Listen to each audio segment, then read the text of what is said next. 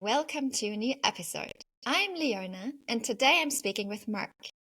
Marc, you were born in Lebanon in 1987 and grew up with two sisters and your mother in Beirut.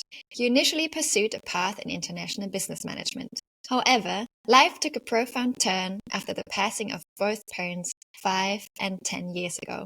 A pivotal moment that led you to a complete shift in perspective and purpose. For the past 9 years, you have been dedicated to the practice of breathwork, mindfulness, and plant medicine, exploring the depths of human consciousness and healing.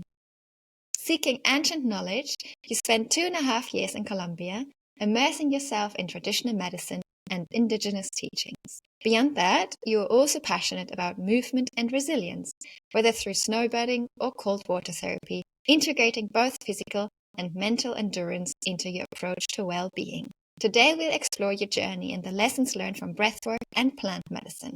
Welcome, Marc. Thank you, Leona. How are you doing? I'm good. I'm so excited to talk to you today and to be able to connect from Berlin to Lebanon today. That's amazing. I just want to say one small thing. Everything that you said is totally right, except one little thing. I was born in 1986, 1987. Okay, sorry. It's not an important thing, but just like I made to you make 1 it year right. younger. Thank you. Thank you, by the way. Really, how do you feel hearing your story like that? Actually, yeah, listening like the small summary about how your life has been going is sometimes a little too much, especially if it's not you saying it, but it just gives you a glimpse of all the stages that you've been passing through up till now, and it empowers you in a way, and it makes you reflect on all the moments that you've been passing through, you know. So it's nice to hear somebody sharing some of your story from their own perspective and their own words. So thank you for that. Thanks for sharing. I am very curious as for the listeners. Of course, everyone has a different background and comes from a different country. First of all, how is it to grow up in Beirut and in Lebanon? Asked this question so many times. You've been to Beirut, we've met in Beirut, you've experienced Beirut. So as I always tell everybody, it's a love-hate relationship. You know, Beirut is such a chaotic city where lots of things are happening at the same time. It's full of life and full of chaos. As much as you try to love Beirut and get into the things that is happening around here, you always have surprises happening every now and then. As you've seen, maybe on the news, lots of economical crisis happening, multiple ones. We've had a really big explosion like 4 or 5 years ago. So it's always chaotic or always big events happening. But as you may know as well, the Lebanese people are so resilient. So every time we have a big issue happening, we always stand up from it even stronger. And this, in a way, it builds and shapes your personality, whether you like it or not. You know, you have to fight. You have to be able to grow up from really bad things happening around. So, as I said before, it's a love relationship, although the word hate is a bit too strong, but it makes you more resilient. It makes you a fighter, a warrior, always trying to find the best in everything that happens, whether it's a good thing or a bad thing. Of course, totally understandable. Maybe I really like diving into childhood. Maybe if you'd like to share a bit more, you grew up in the 80s and 90s. How did everyday life look like in Beirut for you in that time? So, growing up, we were living in the outskirts of Beirut. It was some kind of a village where we used to play outside all the time. We used to plant a lot. We used to camp. So, we were very nature oriented. The community felt really safe, so it was like one big happy family. As I mentioned, I grew up with my mother and two sisters. My dad wasn't around at the time. There was lots of feminine energy around, which I grew up with, and it empowered me to be in contact with my feminine side, and this helped me as well to be on a more friendly side with women. You know. Other than that, we used to play in playgrounds and nature all the time, and this made me, in contact with nature a lot and with the elements.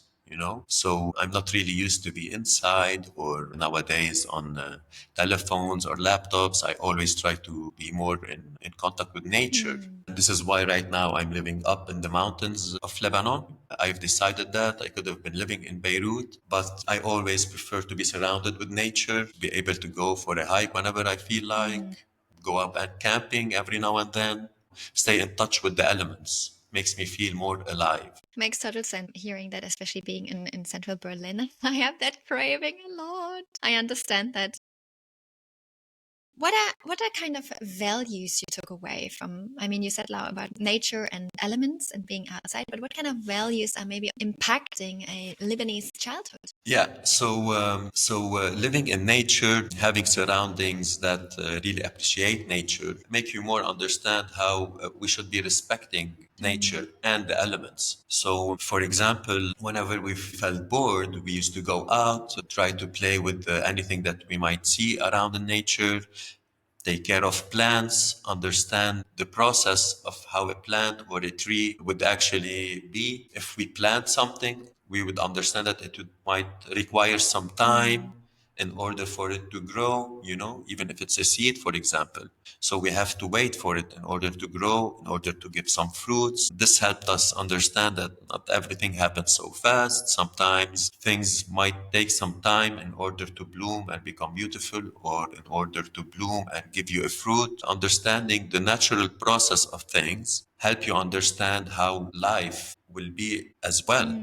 As you might know, nowadays people expect things to happen really fast, or when they go into trouble or into some kind of a problem, they really want to fix things, right away. Whereas when you look at nature and how things evolve, they usually require time, they require different seasons. It's a long process for things to change from point A to point B. And this was really important for me, because every day we have lots of challenges. We try to fix things really quickly, even if it's a relationship between two people. And when you see how nature evolves and how it takes its time for everything, it helps you realize, okay, maybe I should wait and see how things are going to evolve. Because at the end of the day, we are part of nature. Thanks for the invitation to slow down. Sometimes even when I feel like I'm not slowing down, I say, all right, let me take a deep breath and just let things happen. It's a process, it's outside of my hand. Any memory you have from that time during childhood? Well, at a certain point, as I told you, we were living in nature. So one of the advantages were planting or having different kind of pets or animals. And one day,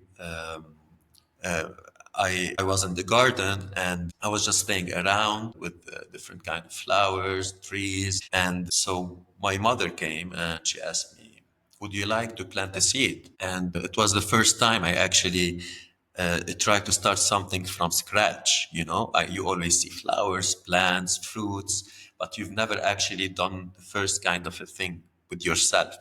So I said, okay. And it was a small seed of avocado. So you have to, when you have the avocados, you just put it in water a little bit so it has a little bit of roots. And then after that, you can actually plant it. And I was so amazed to see how from a small shell, after putting it in water, we can start seeing roots going out. Just witnessing that is amazing as a child. And after that, my mother invited me out to the garden and she told me, okay, now we're gonna plant it. So after planting it, I started becoming a little bit impatient. I wanted the tree to grow. I wanted to see the avocado. I wanted to take the avocado from the tree and actually eat it. And every day my mother kept on telling me, all right, you have to be patient. All right, you have to learn from this tree. You have to take your time in order to become big and strong and in order for you to be able to give. And it actually took around 4 years for this tree to start giving avocado. And although I grow impatient with time, I learned to be patient. And by simply looking at this tree every day and just waiting for it to give some fruit, I start learning patience. As simple as that. So nowadays, every time I feel impatient, I go in my mind back to that story and I say, all right, you've had this lesson before. Just be patient and things are gonna give you its fruits, Yeah, it's beautiful. Even life is gonna give you its fruits, huh? Beautiful. Exactly. Okay, it's a beautiful way of describing these experiences. I'm thinking, okay, you probably went to school, you finished high school, and then even though there's all this mindfulness, you decided to study international business management. Actually, what happened is when I finished school, I went to my mother and I told her I want to become an actor. So I wanted to study theater. And my mother, coming from a well-educated family, told me, I don't think being an actor is gonna bring food to the table. I think you have to have a more like some kind of a professional studies.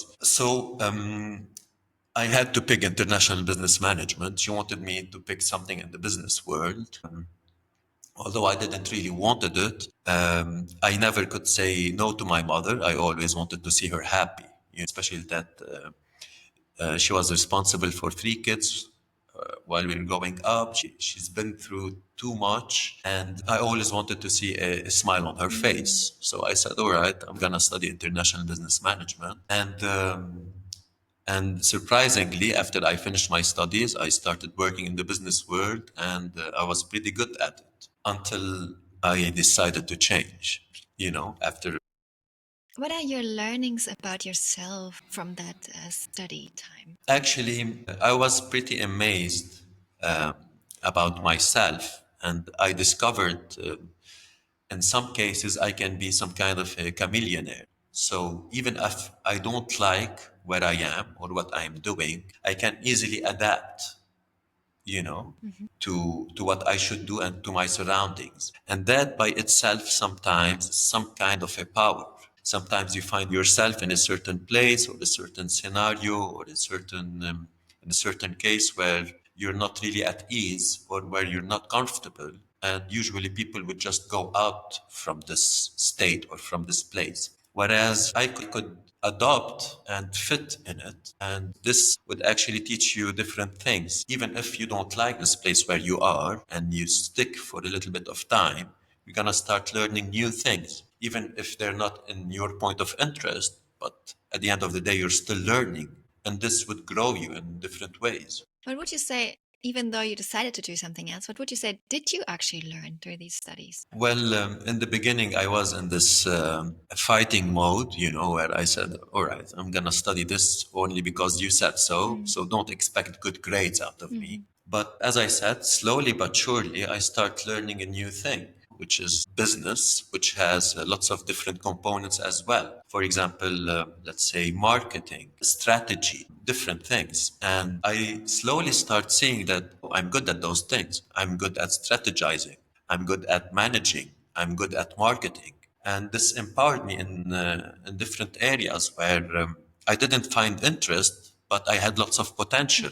So in a way, I became more organized. So when you're asking me what did you learn, I became more organized, and I was able to strategize and do lots of planning ahead, plan for the future, visualize, see how I'm gonna take things forward.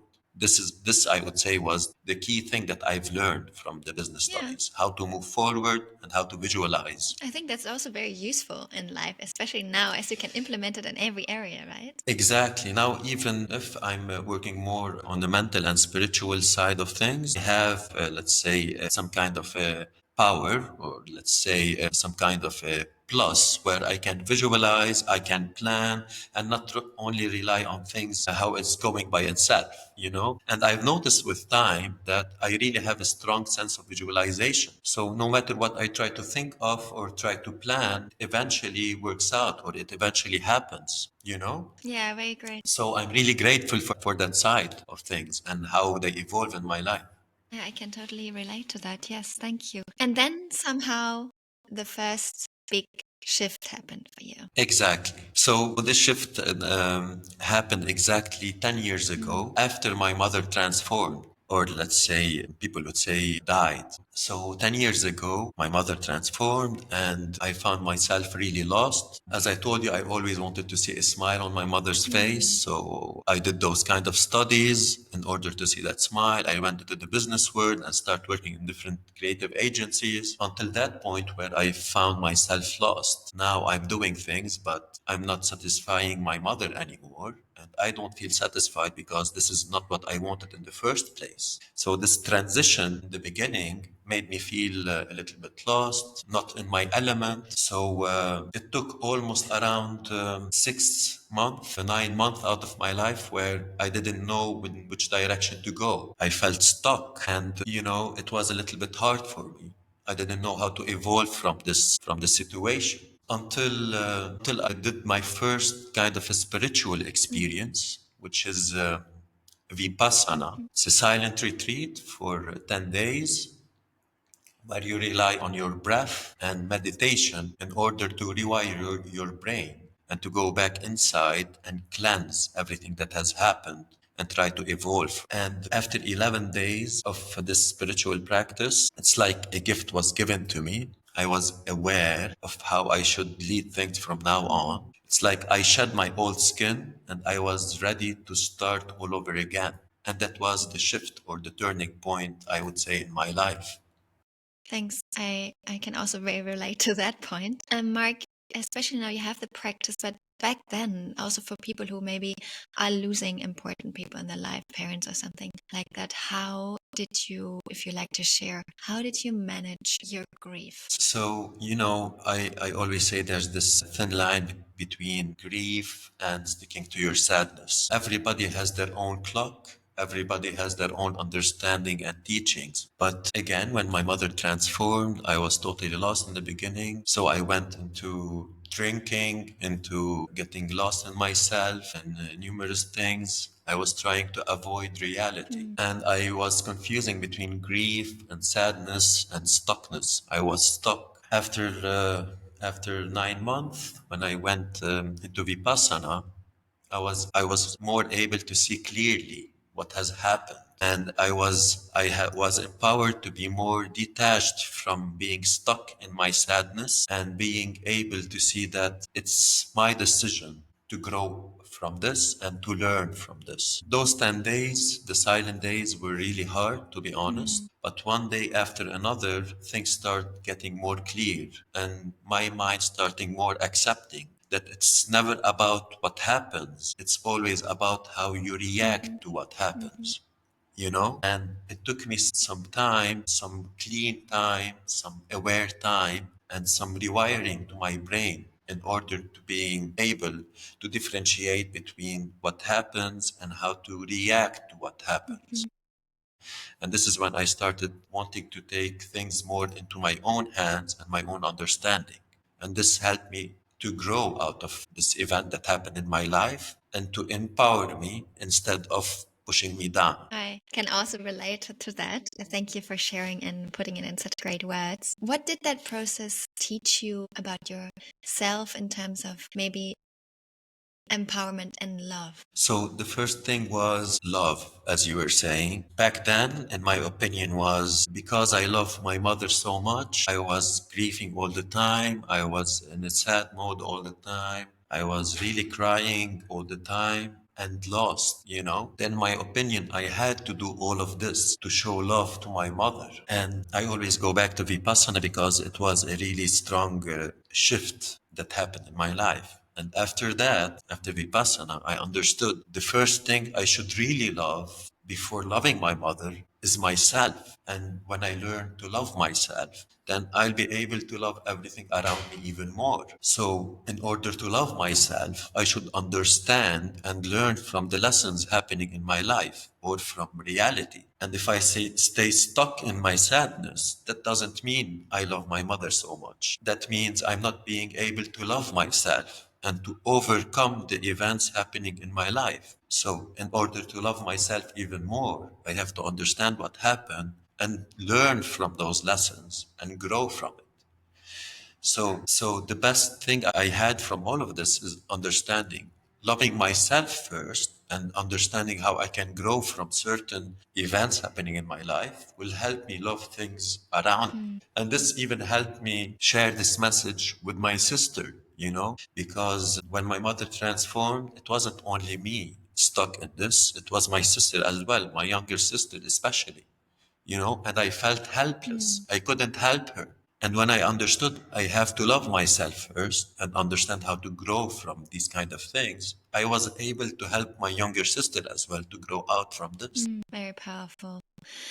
And in what did you grow then? Like, what was the next step for you? So this shift or this event was really heavy for Of me. course. But at the same time, it was needed for me to grow out from where I was stuck. And when I saw the potential of being more aware or loving yourself more and understanding how you can evolve out of things, I wanted to learn more about mindfulness. I wanted to learn more about how can I understand more my physical body, my mental body, and my emotional body. So I started seeking and wanting to learn more about how can I get deeper into those things, especially when it comes to the power of your mind, especially when it comes to understanding more that I'm not only a physical body, I'm a mental body as well. I'm an emotional body.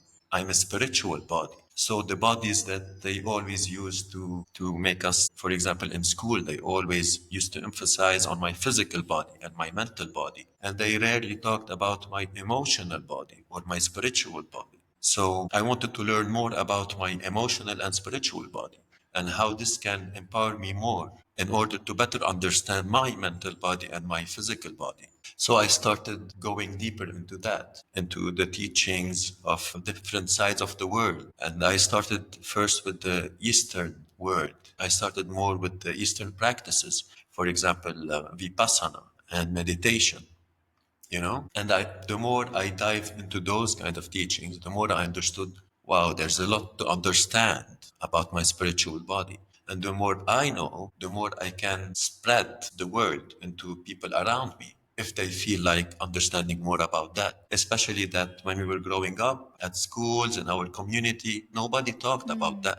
We always talked about our physical and mental body, how we can study, how we can do sports, how we can be strong in our physical and mental body. But actually, getting to know more my emotional and spiritual body starts making me feel even more connected and more relieved. And the more I learned about that, the more I wanted to share about that. For a lot of people, I mean, some have, of course, heard about mindfulness, meditation practices. For others, it's maybe a completely new thing. And I think a lot of people always have that idea in mind. They have to sit down and sit still. I've been to Vipassanas. It is a bit like that in the beginning, that they have to sit still in a strict way and not try to think. What is the first aha moment for you that you realized doing these things? So, like you said, there's always lots of misconceptions about doing things, especially when it comes to the spiritual world, because people rarely talk about it when you're growing up. You just hear about it here and there, or you read a book, or you watch a movie, or you meet a friend, that does it. Before I went into Vipassana and did my first silent retreat, I used to be really, really connected to the physical world. Oh, I should be a good businessman. I should make lots of money. I should be successful in the material world. This is all that I believed in. And I rarely believed in any other kind of world than that. So when I first went into my first meditation session in Vipassana, I wasn't really convinced in that. And I didn't really have any deep experience in that. So in my mind, I said, okay, I'm just going to do those 10 days and then I'm gonna take off from here. I'm gonna continue my life normally. And after a few days where we would sit in silence and we would just meditate, I start really feeling the power of this meditation, the power of really grounding yourself. And at a certain point, when you're sitting in silence, when you're focusing on your breath, and when you're going all over your body, you feel a flow of electricity going within your body. Now, I might speak it into words and it might not make any sense. But when I first experienced the flow of electricity in my body and I felt my body levitating, from my yoga mat, I said, whoa, there's definitely a wider and deeper feeling to this world than the physical body that I've always been living. I really can feel myself levitating out of this yoga mat. I really can feel electricity passing through my body only by meditating and focusing on my breath and clearing my mind. This was the first moment I felt a little bit scared, but at the same time, I felt really empowered. So there's a really big world out there that I know nothing about. I'm really enjoying. It's making me learn lots of things about myself, and I really want to dive deep into this world. If you want, that was the first aha moment. And all of this happened by trying to silence my mind and focus on my breath. As simple as that. Thank you. And what was then becoming so clear? What was the next step for you? How did you figure that out? Living in this world where it's chaotic all the time, I have lots of tasks I have to do, lots of achievements I have to get, and I'm always feeling in a rush, always feeling like I'm everywhere, and always feeling like I'm not being able to finish anything because work is ongoing all the time. No matter how much work you finish, you always have more work to do. And you feel like I'm not really accomplishing anything because I need to keep on doing it. Whereas when I was sitting in silence, which is, by the way, not that easy, it might sound very simple, but to sit in silence and try to quiet the mind and observe the mind is one of the biggest challenges that I've been through. This empowered me and told me, all right, I was doing things really fast on a fast pace. I was always trying to push for more. I was always longing for more, asking for more. Whereas when I tried to sit in silence, my emotions, my spirit, my mind was feeling more rewards. It felt really rewarding by simply doing nothing and only trying to observe myself. This really empowered me and showed me, all right, I'm rewarding myself with a lot by only making everything go so slow, by only observing what am I feeling on a physical level, by only observing my mind and how it works. That was so rewarding for me. And that gave me the opportunity to grow even more. I used to observe my mind and I used to understand that I am not my mind. I am the master of my mind. And I have the possibility to observe how my mind functions. And I have the power to change how my mind functions. Powerful. When I say to you and when try to converse about it, it might sound simple or it might sound really far-fetched, but only with practice and practicing and keep on practicing for a long period of time, where you have the possibility actually to see how you can change things, to have the power to observe how your mind functions. Exactly. I think that's very important to add because I also always like to add with when talking to my clients or my people, meditation doesn't need to be sitting still in a room for several hours and not doing anything. You can also do it while walking or doing mindful tasks in the household or whatsoever, right? It's about observing yourself and not about not thinking, because not thinking is not possible for us. Amazing, amazing, amazing. What you're saying is perfect. As you said in the introduction, now I'm a breathwork facilitator, and I help people uh, breathe, Very or important. yeah, or I help them regulate their nervous Mhm. system through different breathwork exercises. For example, if they have trouble sleeping, or if they're lacking energy, or if they have extra weight, or the breath can help you in so many different ways. And I always tell them, you don't have to do the breathing exercises or your meditations by sitting in silence.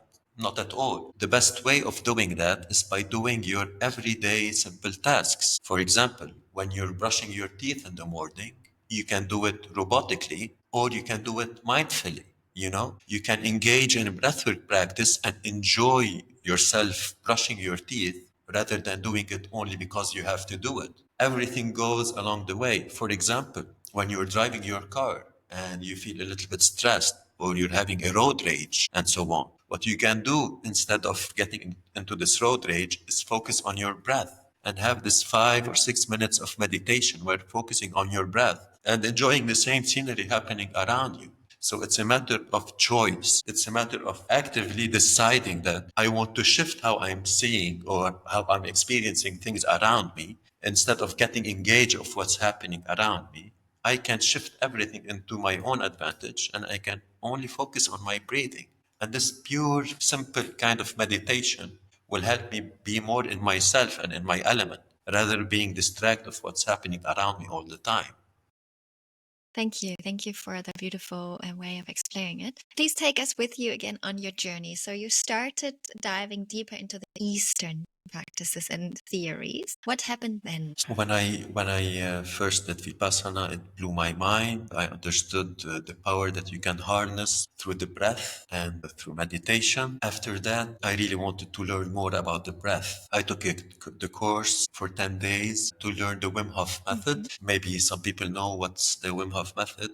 I don't know if you know Yeah, it or please if you've explain ever it for the experienced it. listeners in maybe in a short way. So Wim Hof is a guy that teaches you how you'd be able, through the breath, to control and better understand your physical and mental body. And it would take you into cold plunges, into ice cold water, where you will understand that through your breath, you'll be able to sit in the ice cold water, let's say for 5 minutes or 10 minutes, without even feeling any kind of discomfort. So you'll be enjoying the cold water. At the same time, the cold water has lots of benefits. So it will strengthen your immunity system, it will rewire your brain, and it will give you more understanding and control over your whole being. And when you first say you're going to be sitting in ice cold water for 10 minutes, some people would say it's impossible or it's crazy or I can never do it. But with the Wim Hof method, it teaches you every day how you can have better understanding of your body through your breath, and it starts empowering you until you'll be able to do the ice cold plunge and you'll harness all the benefits from it. So by doing that, I start to have better understanding over my body, over my mind, and over the power that the breath can give you. Mm. So by doing that, I really wanted to know some more. And I started working more with the breath and I started learning more, especially when I traveled to India, where I stayed in Saha. Shukran. Saha is Shukran. bless you. So I started learning more about the breath in India. I spent some time in the different ashrams in India Mm. as well, learning different kind of practices. And I came back to Lebanon wanting to share what I've been learning in different places through different masters in Lebanon. This is when I started a collective called Nasma Breath Mhm. Awareness. And Nasma Breath Awareness is a collective where we teach different kind of breathwork techniques and where we facilitate different breathwork sessions, whether it is in person or online. And you can find us online as well. I started sharing different breathwork practices in different yoga studios in Lebanon, in different retreats, in different villages, nature, by doing campings. And it was a little bit new, to the people in Of Lebanon. course, And yeah. no, yeah, and no, breathwork. What is breathwork? We all breathe. How can it help us? So How were it really needs lots of, yeah, how tell were me. the reactions of these people before and after maybe? When you tell people I'm a breathwork facilitator or I can help you with your breathing, the first reaction is a smile or a smirk. I've been breathing all my life. Mhm. What can you do? But what some of the people fail to understand is like around 70 to 80% of the people breathing don't really breathe in a proper Mhm. way. And when it comes to breathing, it's only one of two ways. It's either you breathe properly and you're oxygenating and energizing your body in a healthy Mhm. way, and this is going to empower you, or you're really not breathing the proper way and you're hurting yourself. Mhm. There is no middle ground to that.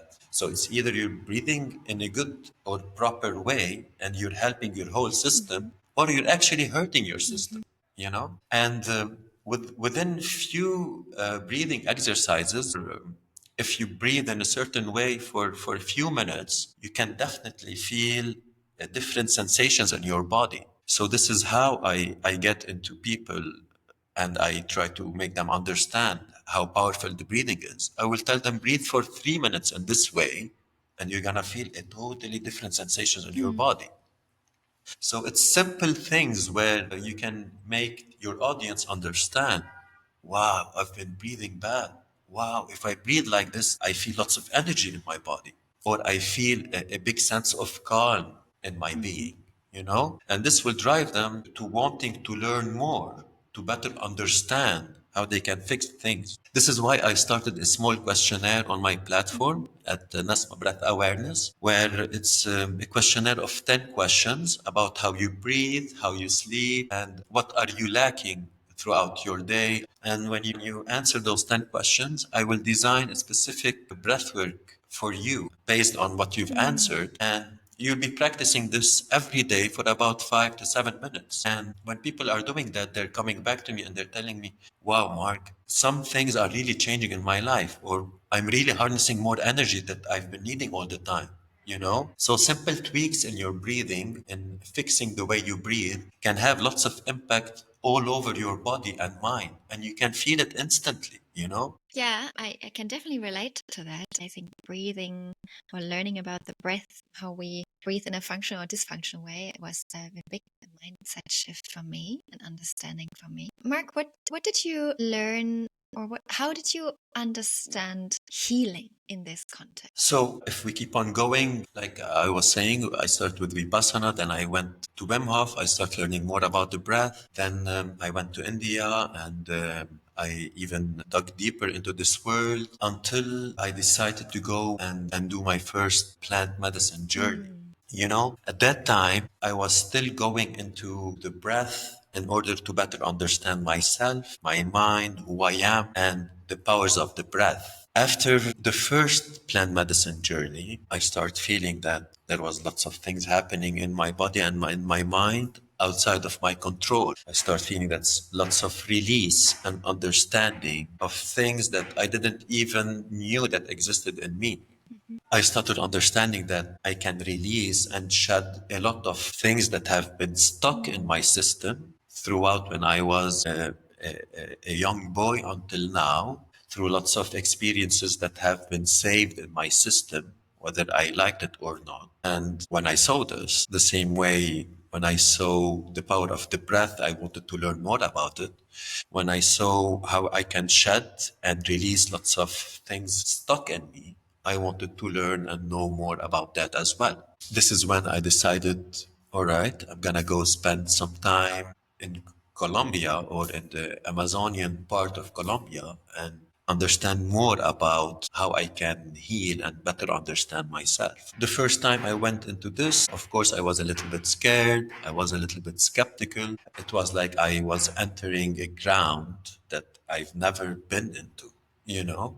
And it's only normal to be scared, but at the same time, it requires lots of courage to decide, all right, I want to even go further in that and try to understand more about that. So, this is in summary how things shifted, how things evolved for me. For people to follow that journey, when you say plant medicine, what kind of plants were you getting in contact with? So, the word of plant medicine is so vast.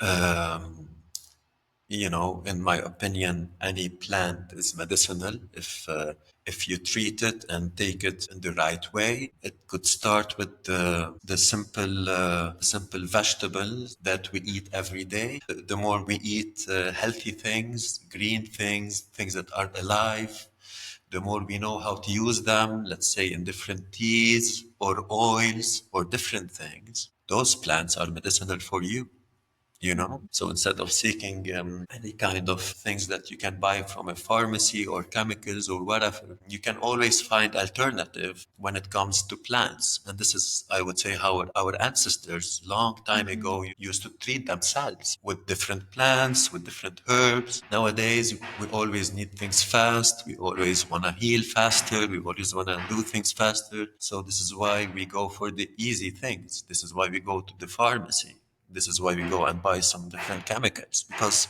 we don't want to take our time.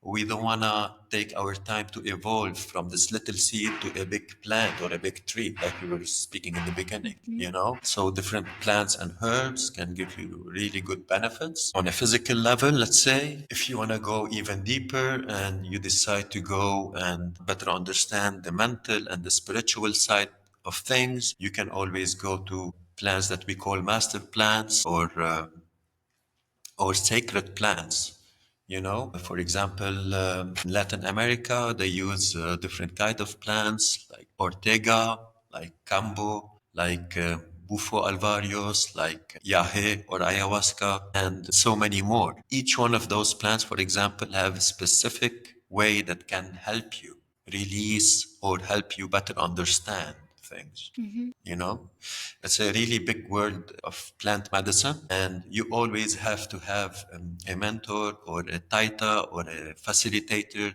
that can better guide you or help you or tell you which medicine would be best for you to start with or would be best for you in your different cases. And can you share, for some people, it might be a completely new topic, but maybe very interesting for them. Can you share a bit, okay, what kind of journey did you do and what is happening in these journeys? Like, what happened for you? It's always very hard to put those Experiences in the words. journeys, yeah, Very yeah, into true. words. Yeah, and one thing to know is it's such a unique journey that even if the same medicine was shared to, let's say, 20 or 30 people, each and every one of those individual will have a totally different experience from anybody else in this room.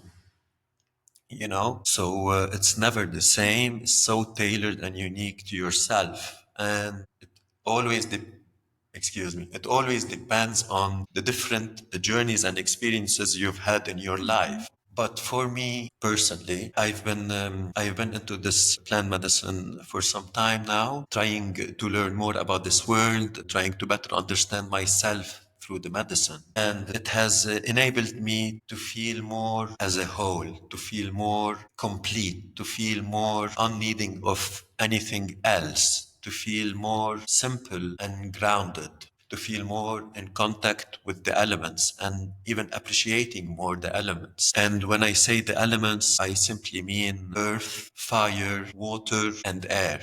By that, I mean, when I say earth, I mean getting more grounded, appreciating more earth and what comes out of it, like all the fruits and vegetables, and how it's important to really eat things that the earth makes, you Mm-hmm. know? Whatever the earth simply makes, that means it's really made for us. This is on the earth level. When it comes to fire, that means being more connected to the element of fire, and especially the sun.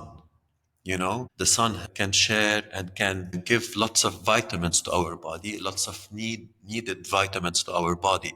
And if we fail to do that, then we see ourselves needing to go to the pharmacy or to the doctors to take supplements instead. Mm-hmm. So being connected to that element is really beneficial to the whole of our being.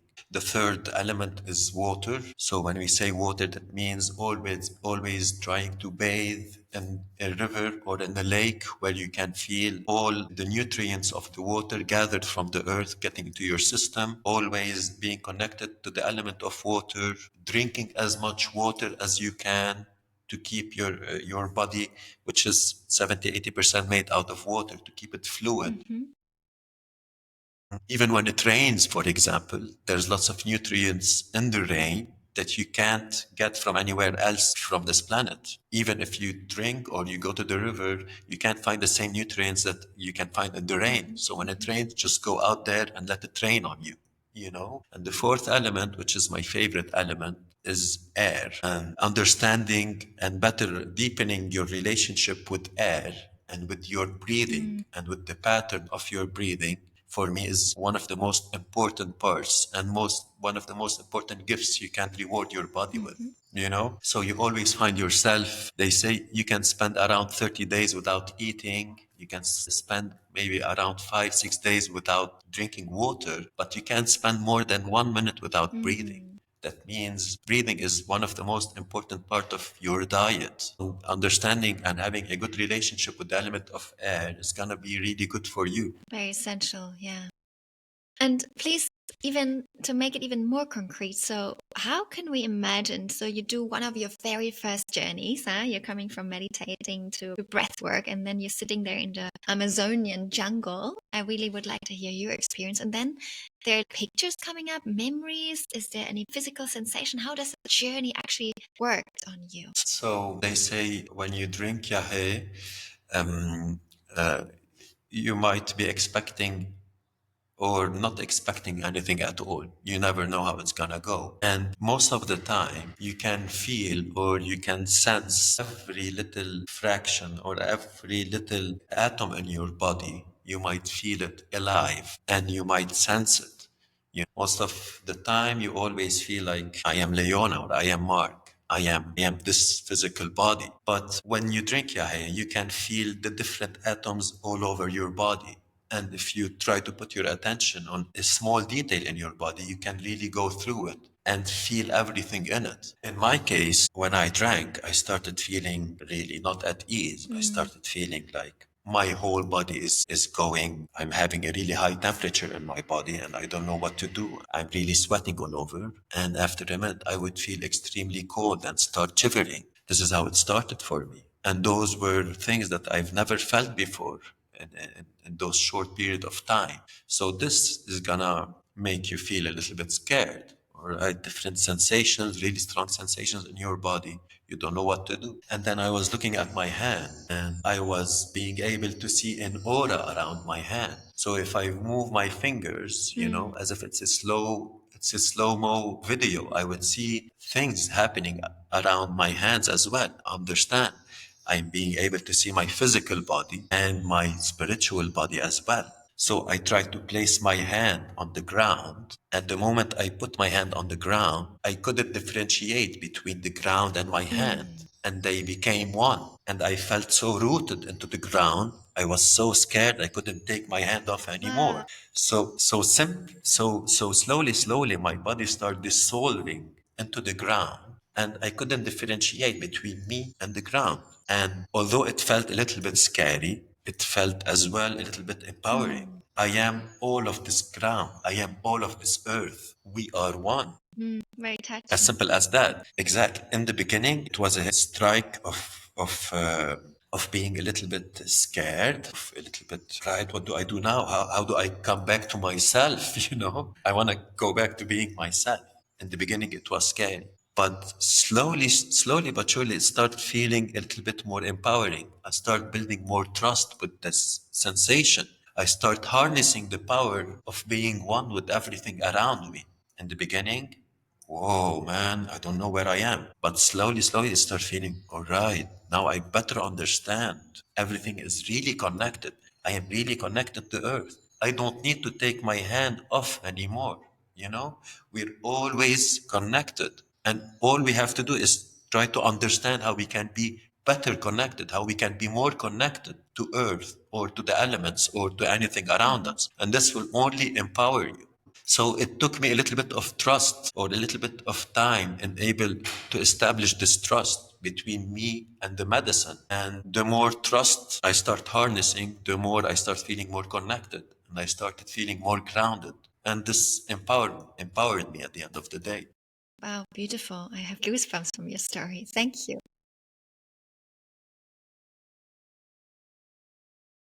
I mean, there are all kinds of people and experiences. I think what's always important for me to advocate for people, please don't do these experiences by yourself. Don't do them alone and don't do them with just some practitioner who just comes around the corner and says, "Hi, I do this with you." Always trust very experienced people. But Marc, how do we figure out who is experienced in guiding these techniques and these journeys?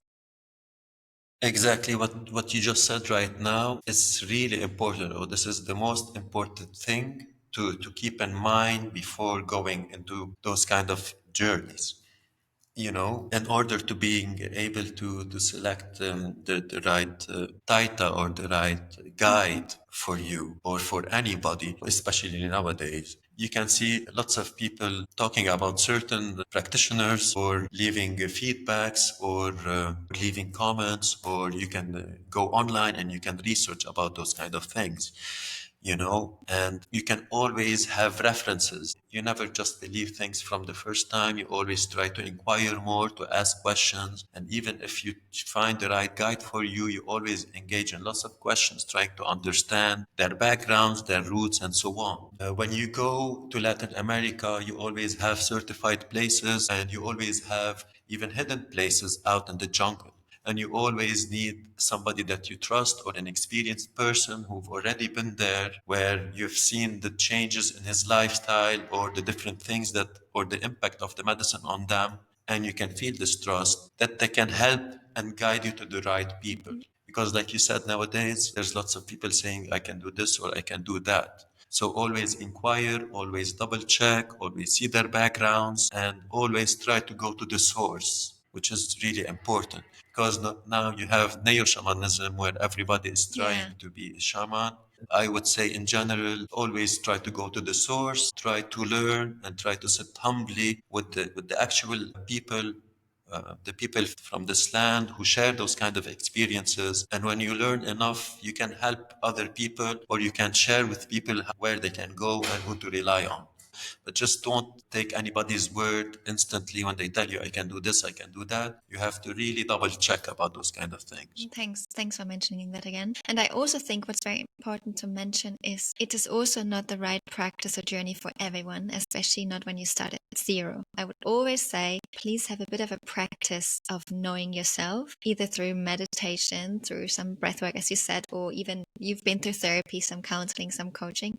Don't start at zero, especially not when you have had some experiences in life that have maybe caused a lot of pain and you haven't processed it. What would you say about that? Definitely. I like how you're conversing this and how you're channeling this. It's exactly how I think. And actually, this is how I would suggest that people should do. You know, you have different tools in this universe, and they're for you. One of them, for example, is therapy. Another one is meditation, breath work, plant medicine, mindfulness. All of those are tools for you, Leona, you know? And it's up to you to choose which tool is best for you. It's like you need to fix something in your house and you have this small bag of tools. You open it and you start seeing, all right, I'm going to use the screwdriver. No, I need a hammer. No, they are all tools. So, like you said, we have different tools and you have to understand which is the best tool for you in order to fix something or in order for you to grow. And I would suggest people start with small kind of minimal tools or with tools that can help them better understand about the emotional or the spiritual world. And some of the best tools, like you said, could be therapy to start first better understanding yourself. Then if you'd like to go more about working with yourself, it could be meditation, it could be breath work, it could be yoga, it could be different things, you know. And you rarely need to go into the plant medicine world because it's a really deep world where not most of the people have to go there or need to go there unless they're really trying to work on something or they're really trying to learn something or they really want to know something in order to share with other people, you know. But nowadays, since we have all of those social media and all of those videos that you can see everywhere, people just share random things everywhere as if everything is for everybody all the time. And this is not necessarily true. So I would suggest start with minimal things. Start with things that can help you learn and grow more on a personal level. And sometimes most of those things, if you stick to a certain discipline and routine, it's all that you need, and you don't need even more. And the most important thing I always keep on saying, the breath is helping you help yourself, is helping you heal yourself, is helping you better understand yourself. And the breath is the medicine. And this medicine is the kind of medicine that you generate within your body. It's not the medicine that you need from the outside. It's a medicine, it's a tool, it's a power that you have inside of you. All you have to do is understand how to work with it. And then it can give you all the answers that you need.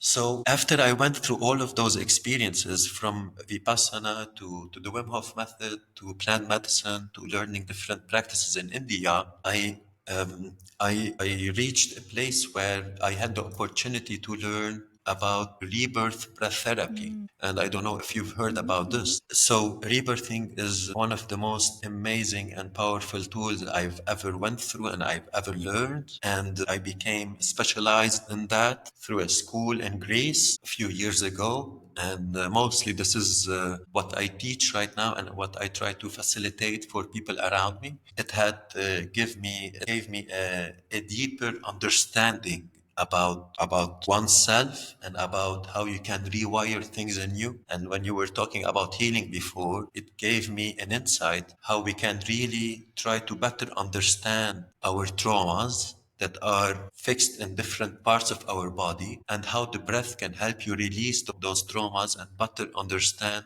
what happened here, what happened there in my life, and how I can evolve from it. So, like I was saying before, never try to be taken with a video that you see about somebody drinking something somewhere. Try to go slowly, you're on your own pace. Try to better understand what your body needs, what your mind needs, and try to go there step by step. Try not to burn bridges or try to jump from the first to the 10th step. Take things slowly, slowly. Always ask a professional. Always seek good guidance and see what your body needs the most. Thank you. Thank you. And also don't do too many things at the same time and directly after each other, because then you don't really know what is coming from where, what has a good impact and what has maybe a bad impact. And also, if you do too many things at once, you're just going to be overwhelmed again by all the practices in your body. Take your time. Take your time. It's a process, you know. Everybody wants everything really fast, right here, right now. And I keep on saying it's a process. And we have still a long time to discover things. And sometimes when we are introduced to a simple thing, we might need maybe 10 or 20 years to better understand it. For example, if we come to meditation, you can't harness the benefits of meditation within 6 months or 1 year or 5 years. You need a really deep discipline for about 10 to 15 years to start really understanding the benefits of meditation. The same goes with breathwork. If you are really trying to work on a certain thing happening in your system, whether it's a physical thing or whether it's a mental thing, you can't be practicing breathwork for 6 months and say, all right, I've tried it. No, it's a discipline to take to life. It's a diet to take to life. For example, the way you eat, you always have to watch out for what you eat. Try to pick things that you know they're the best to your system. Try to pick fresh things and so on. And you do this for the rest of your life. You don't just eat one good meal or one healthy meal today and eat bad meals for the rest of the time. You always have to eat good. And the same thing goes to practicing spirituality. It's a diet that you have to adopt. And in order to see and try to understand the benefits of it, you have to give it a try for a long period of time before deciding, no, it's not good for me, or no, I need more things or different things, just like you said.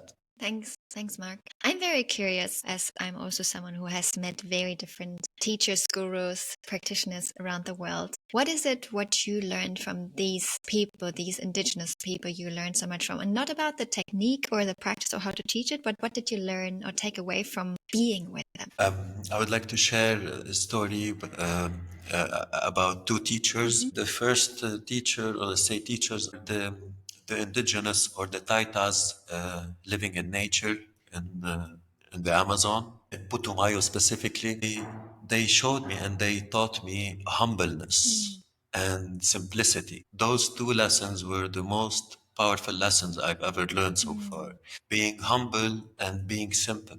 Because in the world we live in today, simplicity is not really taking into consideration. The more you do things, the more you're complicated, the more you try to engage in things, the more powerful you are, the more things that you have or own. That means you're a good reference or you're a good example, and so on. Whereas by living in nature with the indigenous for some time, I understood that.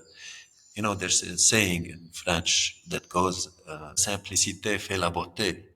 Simple things make the beauty out of the things, make you see the beauty of things. And in their case, I started understanding and better realizing that all we need is less, is not more. The more we have, the more our mind is engaged in different things that is gonna try to make us happy. And the more we try to get those things, the more our mind is wired to getting more things will get us even more happy. And this is gonna keep us on wanting of needing more and more and more and never really attaining or reaching that happiness. Whereas being simple and humble, trying to accept everything that you have around, and most importantly, appreciate is the key essence of being happy. So the indigenous over there, they have a small piece of land. They're worshiping nature. They're being so attentive about everything happening around them. They're fishing from the lake around them.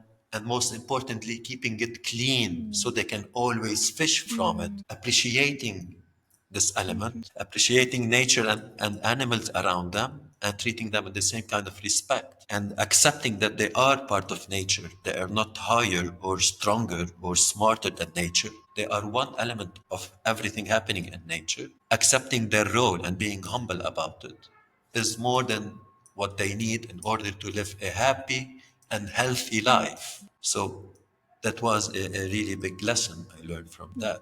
Especially that I come from a background where I come from a business family where we need to have more, we need to know more, we have to be really well educated and so on. Humbleness was a really important lesson from me and simplicity. Yeah, that's beautiful and very powerful. Yeah, I can definitely also relate to these experiences. Okay, and then somehow you stayed for 2 years in Colombia. And then how is that process evolving? You're like, okay, now I'm kind of done with this experience for now. I want to go back. Where did that come from? Yeah, so technically, I never wanted to come Mm, back. I really wanted to stay there. But at the same time, I have my work happening in my home country. I have my two sisters. Have each one of them has two kids, which I'm their godfather, and I really mm, like. At the same time, I had lots of teachings over there, which I really wanted to share with my community mhm, around here. So I said, all right, I have one of two choices. Either I spend more time over there, or I can come back, share of some of what I've learned, and then I can keep on going back and keep on continuing this journey. So I decided to come back to Lebanon and I started more emphasizing and more working with the power of the breath. Because for me, I think the breath is a medicine, like I told you, but it's a medicine that you generate from mhm, yourself. It's not like the plant medicine that you take from the outside. It's your own medicine. And it's so powerful you can generate whenever you want or whenever it's needed.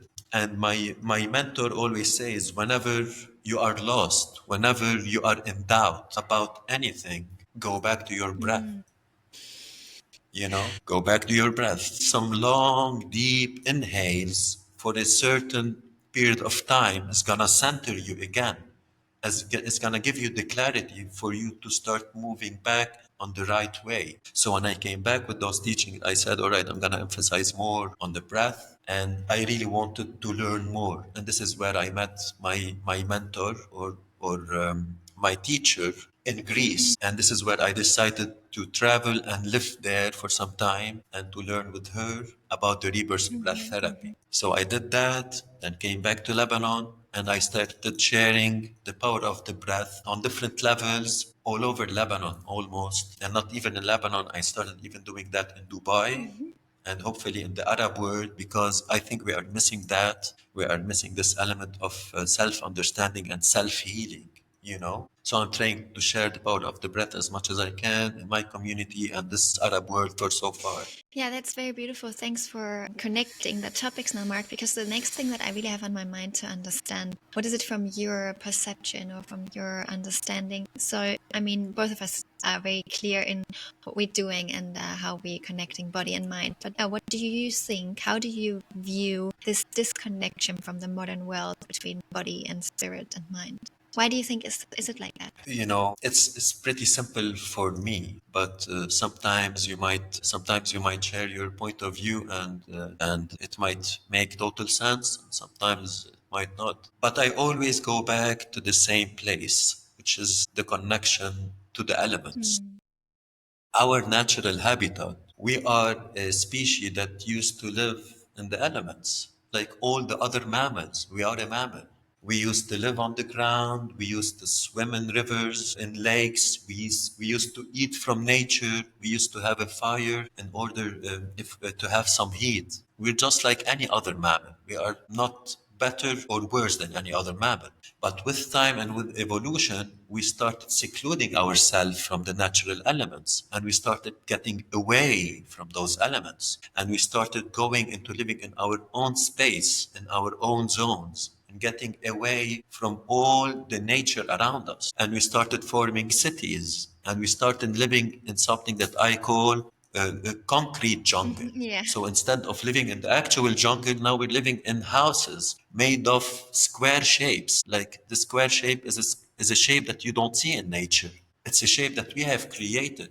And this by itself creates stress to our nervous system. The light, the white light that we always live by at night, creates stress to our nervous Mhm. system. The kind of food that we eat from plastic packaging, the water that we drink from plastic bottles, everything around us right now is so far away from nature. And because we've been away from our natural habitat, we have invited lots of distress to our nervous system, lots of mental illnesses to our body. You know, when you sit with indigenous people, they tell you like lots of mental illnesses that we have these days never existed in their communities. Lots of terms we use today, like ADHD, like ADD, and so on. They never had it in their communities because they were so connected all the Mm. time with the elements. Whenever they don't feel connected, they will do something we call elemental purification.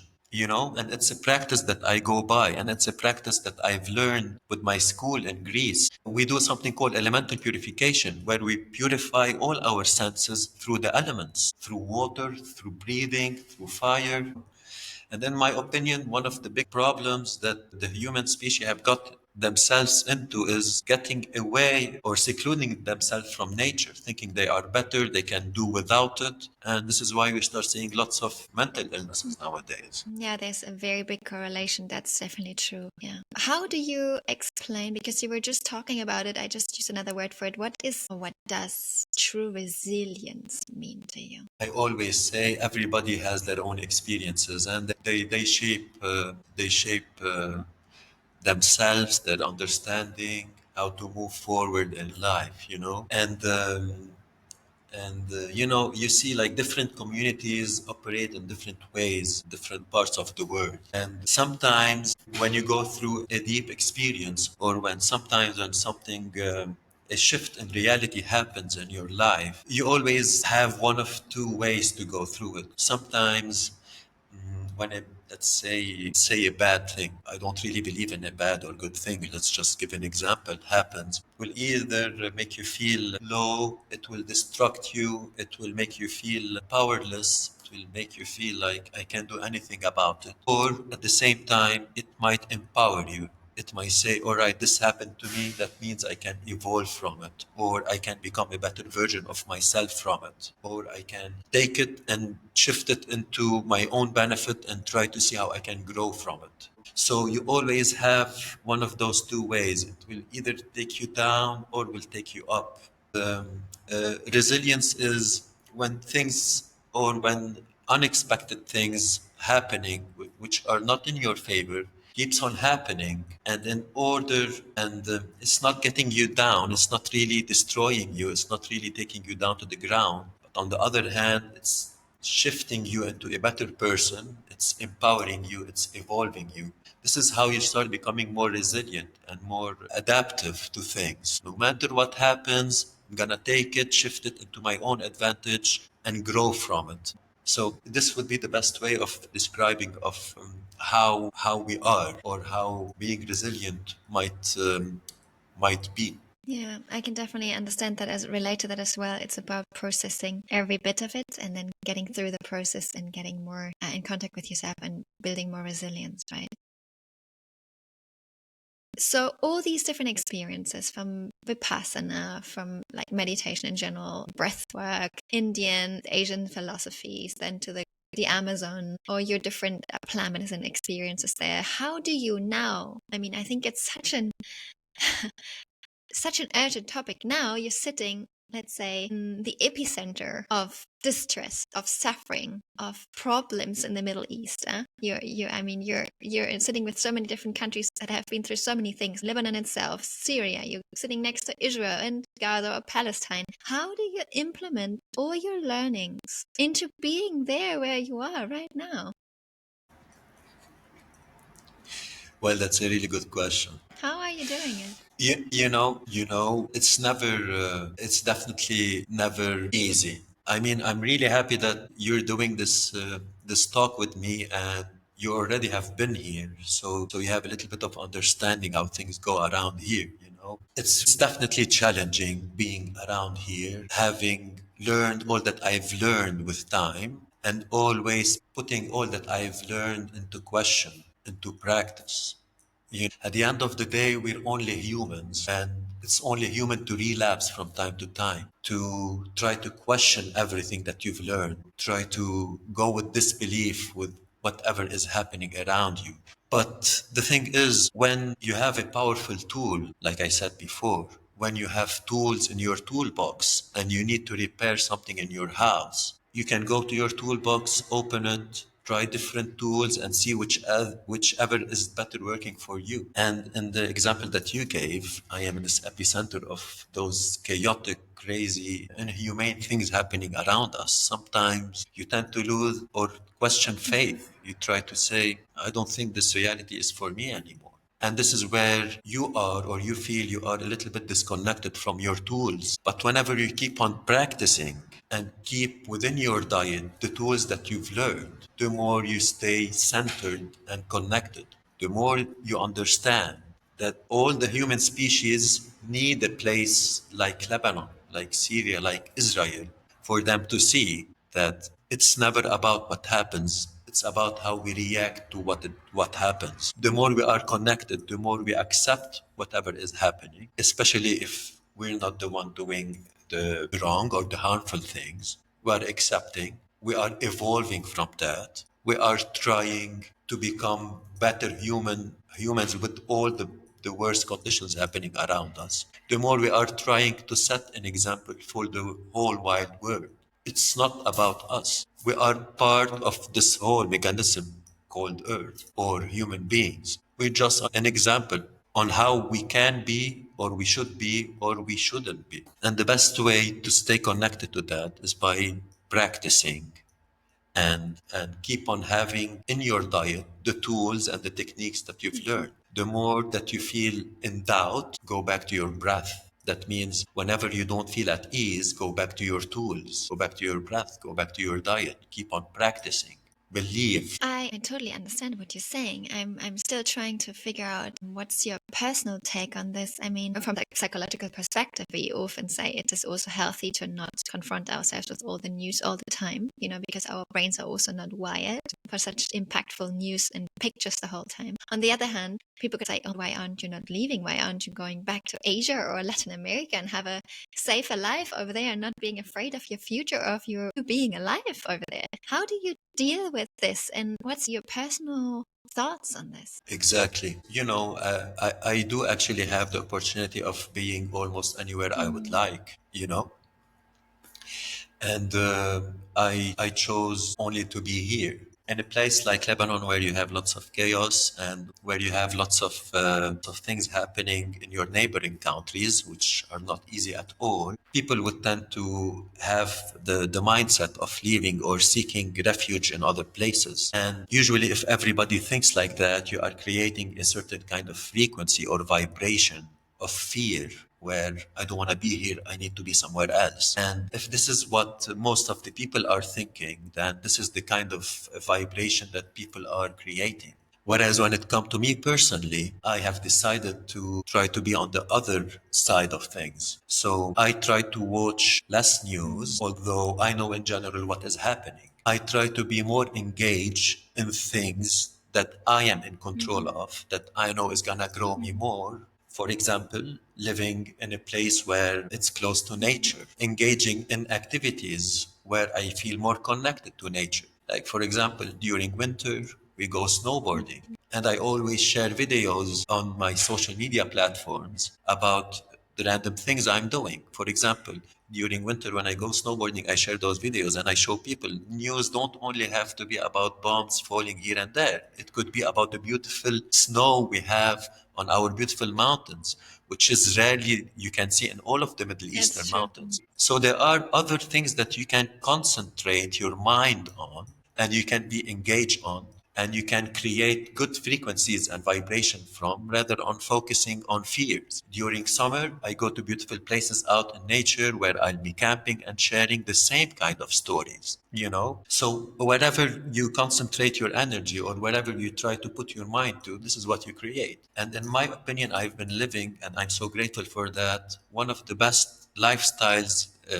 I ever thought of. You know, I'm always engaging in nature. I'm always going to places where people are needing me the most and sharing free breathwork sessions with different communities. I'm trying to be a good example. I'm trying to share a frequency and a vibration where instead of living in fear, I'm living in gratefulness and I'm just sharing it and giving the people the opportunity to do that. So, what we are doing, Leona, for example, we are doing always retreats and inviting people to different parts of Lebanon in order for them to come and share the energy with us. And just like last month, if you go onto my page, you will see usually in Lebanon, the summer season starts from beginning May until the end of September. This is when people are used to go to the beach. And during winter, people don't go to the beach. It's like some kind of a taboo. It's cold, you'll get sick. So in March, which is, it's really far-fetched for people to go to the beach. We organized a retreat, a gathering on the beach, me and two other friends, and more than 150 people came to the beach. Some people came with their kids, some people came with their parents, and we did different activities on the beach. We did breath work, we did sound activation, we did yoga, we had small markets for local artisanal, we had bands singing. So we're trying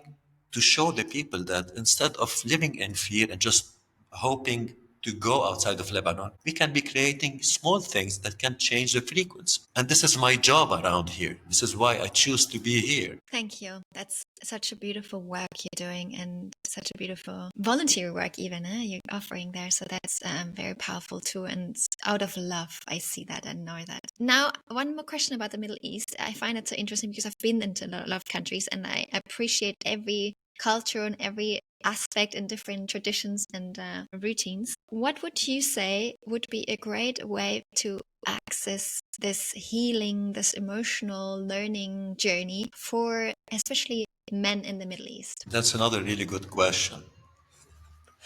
You know, I really like your questions. They're always on point. And Thanks.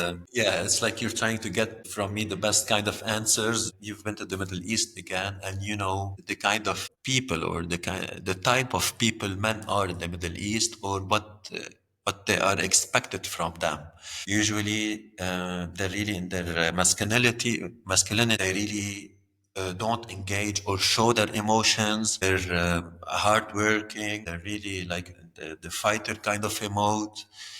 And this is a little bit too much and heavy. So showing their side of femininity or being in touch with their emotions, it's outside of the question. And I used to be like that, you know, and it took a lot from me in order to transform. And this is why nowadays we're trying to do different kind of gatherings and this different kind of circles only for men, the same way they do women's circles, you know, try to encourage to be in touch with your emotions. And in a way, we try to say, you're not tough, you're not strong when you hide your emotion. On the contrary, you are tough, you are strong when you are in touch with them. Exactly.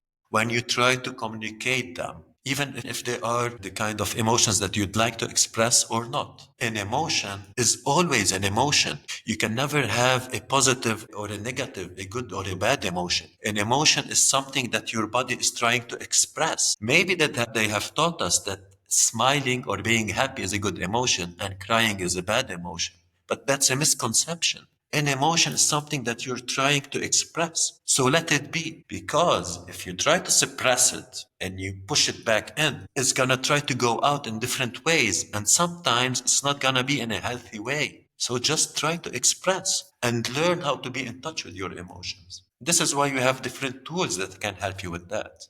Thanks for using the words I always use. Thank you so much. I have more questions in connection to you being in Asia and then you've been in Latin America. What would you say now more on a cultural level? What are the biggest differences you experienced or recognized, especially now with this connection to healing, expressing, communicating? I always would say we have those two worlds between the Eastern and the Western world. and this is why this is where we always see ourselves. We're really in touch with our Eastern world or Eastern medicine. It's our root. It's being grounded. It's finding pharmacy, nature. It's connecting to the elements. Whereas when it comes to the Western world, it's more like getting things fast, getting things done by somebody else. If I'm feeling in pain, I go to the doctor and so on.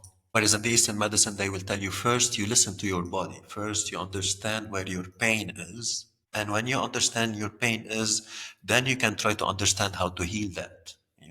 When we speak about the Asian and the Latin American sides, the Asian countries and the Asian communities, it's always a soft kind of a way of learning things, of trying to understand things. It's like a gentle way into the world of spirituality where you can learn things through a process, through taking your time into different disciplines and different diets to better understand how you can dive deeper into those worlds, where you have mentors and you have guidance from people who would always come and speak to you and try to teach you. And whenever you have a question, they try to give you the message and make you understand even better.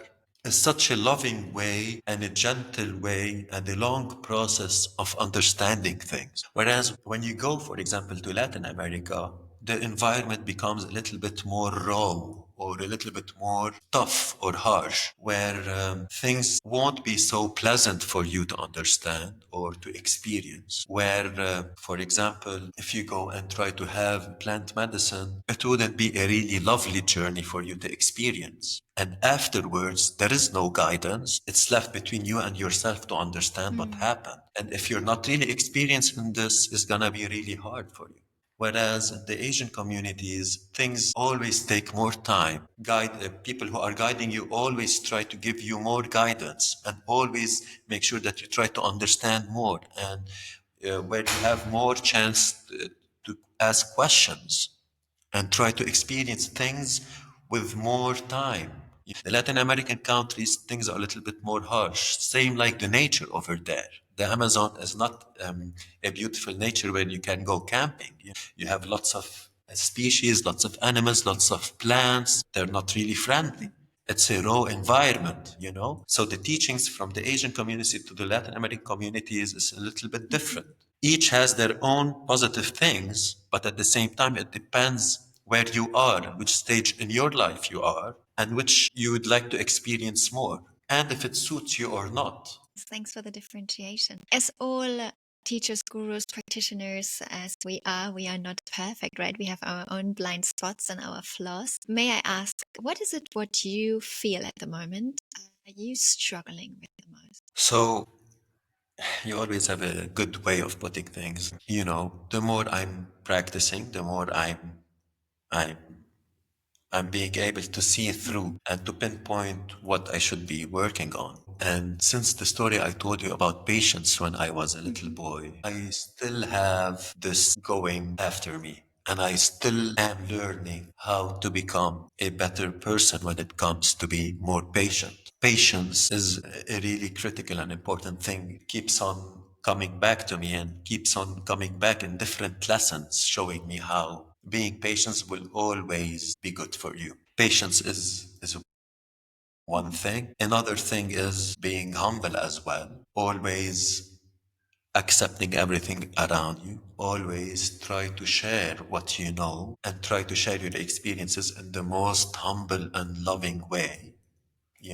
Because sometimes you tend to share your experiences, let's say, in an emotional way, or sometimes when somebody is trying to ask for guidance, you try to share it with him with all your heart, and this might be too much as well. So, trying to be humble as much as I can and sharing it from a really simple and basic point of view, using simple language, basic language, not really showing off with different words, is one thing as well I'm trying to work on.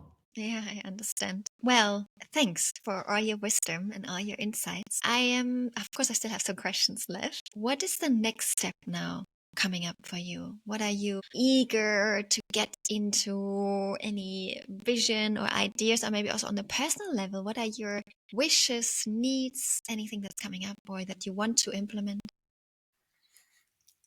You know, Leona, I've been asking myself this question for the past week. So thank you for asking me right now. Now I have to say it to Yeah. somebody. I've been thinking about it by myself. So most importantly, my next step is in June, I will go back to Greece. Now I'm a mentor Mhm. in my breathing school. So we go for 1 month in a beautiful island in Greece called Samothraki. I don't know if you've heard of No, it. not yet. And you have to check it out. And we'll be mentoring new people who are coming to learn about breathing. Whereas on a personal level, I have promised myself 8 years ago that every year I would learn something Mm. new. So every year I try to find something that I'm interested in or something that I'm so far away from. And I say, all right, this is something I want to learn. Some kind of a game I play with myself. So on a personal level, now I'm on the hunt or I'm looking what is the new thing I'm going to be learning this year. So I have a couple of options around. I'm not going to share them now. I'm still thinking them in my mind, but mostly is learning something new every year. Beautiful. Well, that's very good bridge to what I like to ask now, also to maybe sum up your personal journey. When you look back, let's say, to the 20 years old Marc, the Marc who maybe just started to study, what is kind of an advice you would give your younger self now with everything you've been through, everything you have learned, an advice maybe about life for everything, every obstacle that's coming along? You know, it always go back to the same thing. Be patient, take your time. The best way to understand this advice is to understand the most beautiful plants, fruits, vegetables around. They take their time to grow from a seed until they become a beautiful plant. Same for them, same for us. Whenever you hit an obstacle, whenever you're thinking about something, whenever you're eager to have something, take your time. Let the process evolve and let it give you the fruit when it's the right time for it to be. Don't rush into things. Thanks. So it's also about trust. Definitely trust the process always. Thank you, Marc. Very powerful words. Well, and then now one last thing, because of course I am also very connected with my heart, the empath I am with my friends all around the world, especially now in the Middle East. You've been to so many areas, so many continents. You integrated so many practices and experiences through loss and healing and all these different aspects. Now you have this stage, let's say. I imagine you have a megaphone to speak to the world. What is your message to the global civilization for the future? Well, as I said before, we have tended to get a little bit away from our natural habitat. We want things fast, we want more things all the time. I would say we have to try to understand things in a way that how nature works. Take your time for things. Try to be more in touch with the elements. Try to appreciate simple things. Try to want less instead of more. And try to respect the law of nature and how things work around you. Never the opposite. Do you think that's the beginning for us as a global civilization to heal and come more together as a collective? I think it's really needed, and I think it's really important, and you can see it around us on the news. Whenever you see greed, whenever you see more countries wanting to overtake other countries, that means more. Whenever you see lots of technology taking step ahead and going into places where we don't know, that means we're going against the law of nature. Just keep things simple. Just be humble and accept your place in this world. We are not stronger or smarter than anybody or anything. We just have to accept and appreciate everything around us. And life would become simpler and easier and happier, I hope. Very powerful words now at the end. Thank you so much for your message. And well, I wish us, you over there especially, a safe future, really, and the possibility to connect. Thank you so much. We wait for you in Beirut, Leona. I'm coming. Of course, I will come again. Inshallah. Inshallah, of course. Thank you so much for your words, for your time, for your wisdom. We're gonna see each other soon again, and I send you a very big hug Inshallah. to Beirut from the From me to you mountains. as well. Yes, big hug, and see Big you hug. soon again. Bye. Inshallah. Bye, Leo.